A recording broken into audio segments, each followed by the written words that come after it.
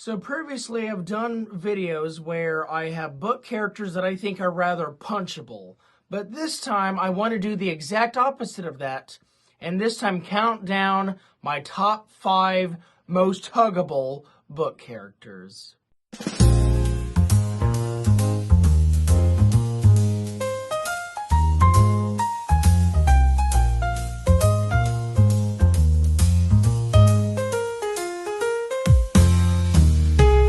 Welcome back to BG's Books. I'm Mr. BG, and today I will be taking a look at my top 5 most huggable book characters.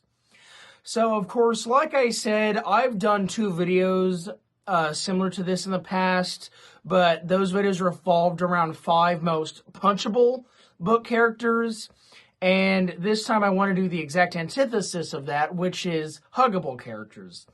And so I've been wanting to do a huggable characters video since about I did the first punchable characters video. But, you know, I just never got around to it. And so here I am doing it now. And yeah, but basically, so let's go over some ground rules first as to what huggable means. So for a lot of people, huggable means very lovable or very likable, or they do something that you like a lot.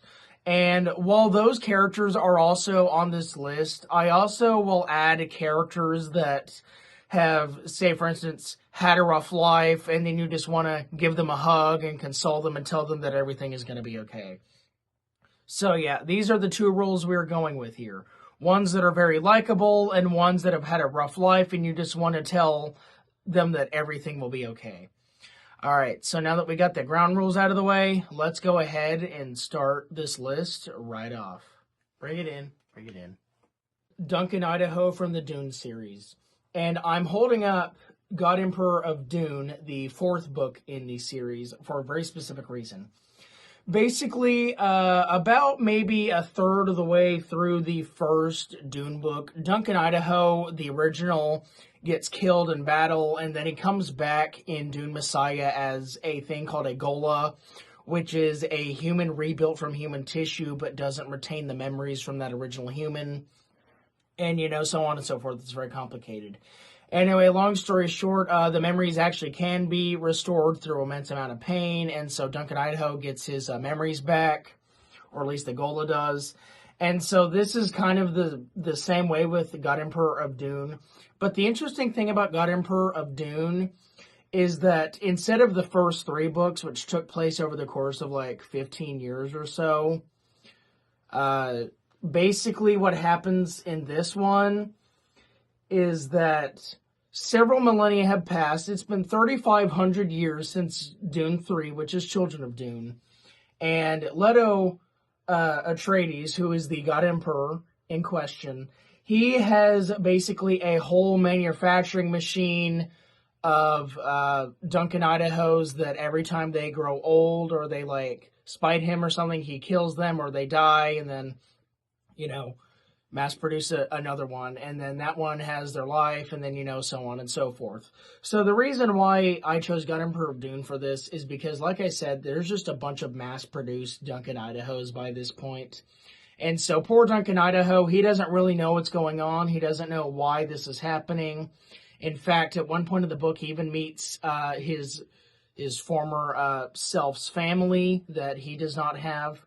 And so, yeah, basically what I'm getting at here is that I just kind of want to give Duncan Idaho a hug because, you know, he's been through a lot in life. Like, not only has he been killed many times, but he just keeps getting revived and revived and revived, even though he doesn't exactly want to, and say, no, stuff like that. So for that reason, Duncan Idaho is rather huggable because, you know, he's had a rough life, and I just want to, like, console him and, you know, try to convince him that life will be better. But yeah, so for that reason, Duncan Idaho is number 5 on this list.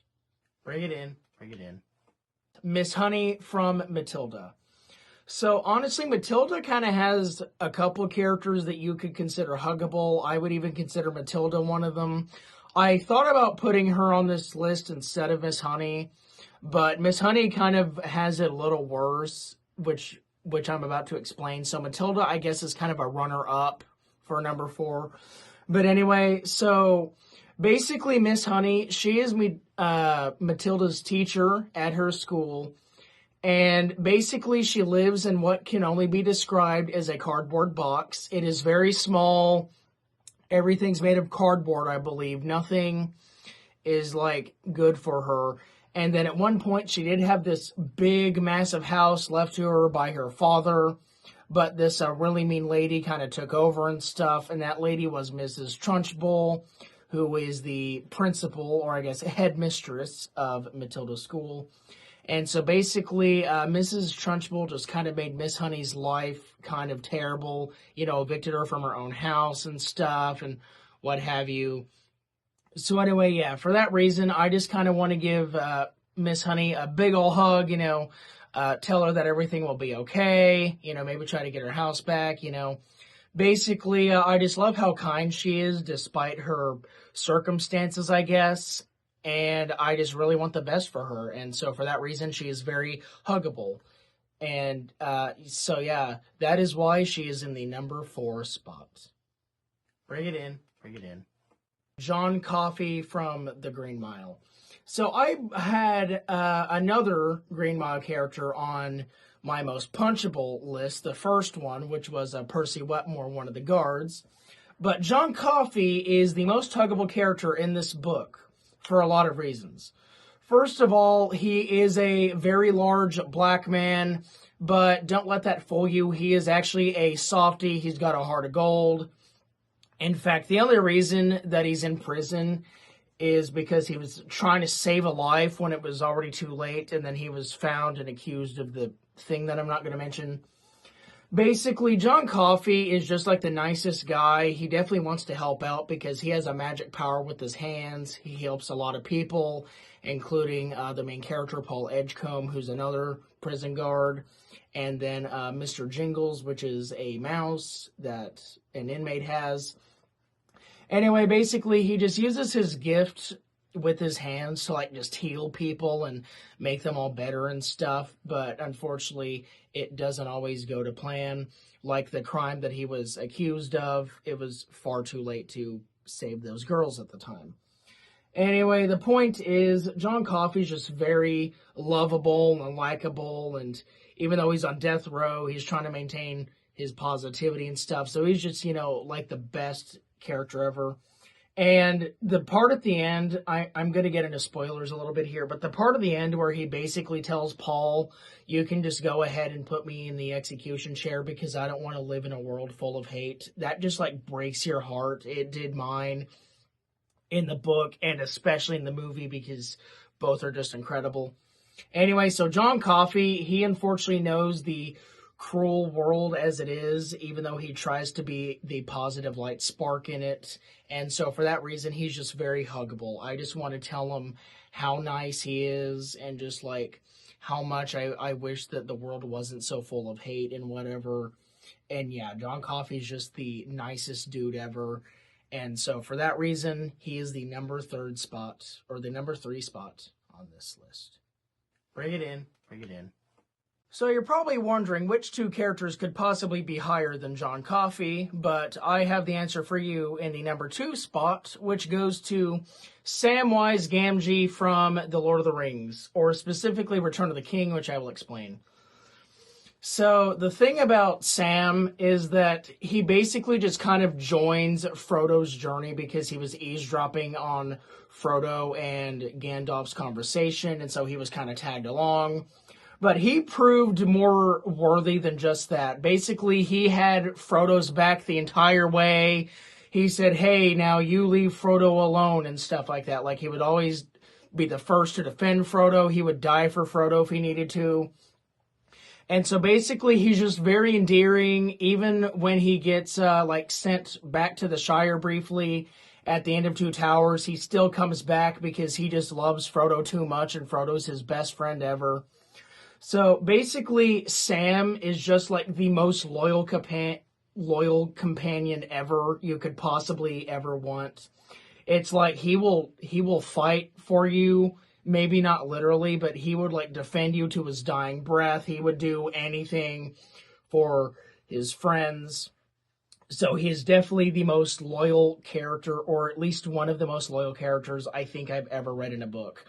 And the reason why I bring up Return of the King specifically is because his whole thing, like to begin Return of the King, is that he has to save Frodo from being knocked unconscious by that spider, as well as from orcs, I believe.